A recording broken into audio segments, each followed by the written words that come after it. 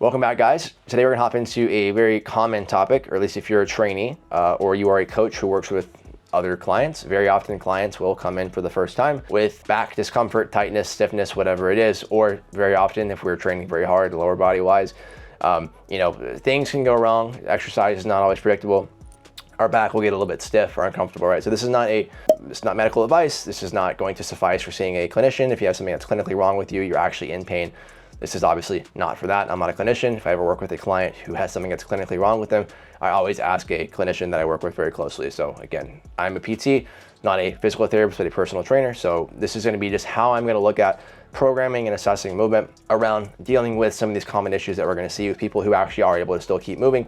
And more so, how can we keep them moving productively and not just gonna put them on the bench permanently or indefinitely until they're fully cleared up. So a lot of the times we're gonna get exercise-induced analgesia and staying moving, especially for things that are more categorized as stiffness, discomfort. Staying moving is one of the best things that we can do. So again, not medical advice. If you actually have back pain or a clinical diagnosis, I always work with somebody who can help me out with keeping them training along those lines. But more common than not, it's like general SI joint discomfort. So SI joint, what does that mean? Sacrum, ilium. Sacrum is the bottom of the spine. Ilium is like the big hip bones. That being able to move is an indicate some sort of relationship between the spine and the hips, right? Or kind of like looking at how we move the pelvis through space. So what I'm looking at is kind of delineating between like vertical translation of the pelvis and horizontal translation of the pelvis. And what that means in layman's terms is I'm doing like a front squat, for example, or a goblet squat, or a hack squat. My pelvis is moving more vertically in space, right? I'm not bending over, I'm staying more upright. I'm not putting a lot of load through my low back. Versus if I'm doing more horizontal translation, think stiff-legged deadlift, Romanian deadlift. Then we're bending over and we're pushing our hips back a lot in space.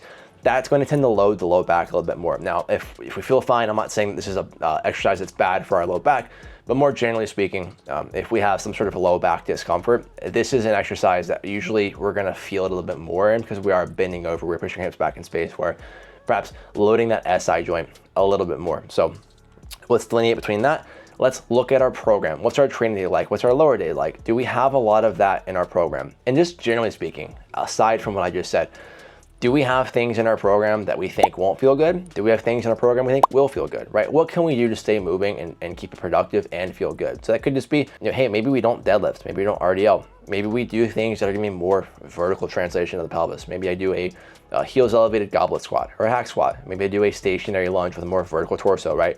Let's see how these things feel. Obviously, let's get warmed up. Let's do some passive stuff around the hip. Let's get the back moving a little bit, whether that's rotation, whether it's some direct core work that's comfortable, whatever that is. Let's do an adequate warm up to make sure that we're clearing up some range of motion, whether it's passive work or more drill-based stuff. But getting into moving, let's select things that are gonna be more vertical translation of the pelvis. And then kind of what I just alluded to, let's also look at using external stability as a tool, right? So maybe instead of me doing an RDL, turning my hips where I'm bending over more, maybe I'm gonna be a little bit happier hopping on a leg press, right? I'm more externally stabilized. My low back's not gonna be loaded as much as when I'm in an RDL. Maybe that's more comfortable. So when we're kind of breaking apart a program for a client or for ourselves, let's just look at things that we know aren't gonna feel good for our low back. And that doesn't mean that they're bad for our low back, but just what are some things right now on this day that might prevent me from having a productive session? Let's get that out of the way. We want green lights, right? We wanna get confident moving again. We wanna get feeling good again. That's gonna require us to have a good session and not stress about or even poke the bear of what we're currently feeling. So again, let's delineate vertical, horizontal translation. Hinging motions, let's maybe take that out, especially more skill-based stuff where we're doing more free weights. And we can move that to a machine, no problem, right? We can do a leg press, maybe even a 45-degree hip extension feels okay, right? We can do other options now. What we can also do is just get into machines that are gonna get us into a bit more hip flexion, like a seated hamstring curl or a quad extension. Now we're also training muscles that attach to the pelvis, hamstrings, quads. We're getting into more hip flexion or more of a forward lean. So we're gonna get kind of a stretch posteriorly to those muscles that might be feeling a little bit stiff in our low back. That's kind of what we're going for, right? If we have discomfort or stiffness, and this could go kind of the same idea for upper body wise, but like what's gonna feel good, what's not gonna feel good. I kind of identified some parameters, like more hinging versus more squatting movements, what might feel better or worse for low back. Generally more hinging based stuff might feel a bit more cranky for low back. Let's do less of that. If we are gonna do that, let's simulate that on a machine, like a leg press, for example. Let's do more vertical translation and let's just get moving. Let's use machines however we have to.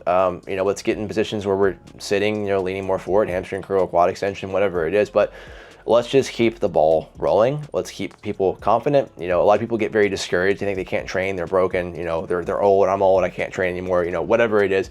These are the things that we're going to be looking at. So again, kind of look at the program, see what might be bugging us, see where we can get instant wins. Let's take those wins and let's put in other things that are going to help us get wins in that program, so we can just keep running it, keep it moving, get somebody feeling good. So that's the general premise. If you guys like that, please let me know more of what you want to see. Please like and subscribe if you haven't already. I really appreciate you guys watching, and we'll talk soon.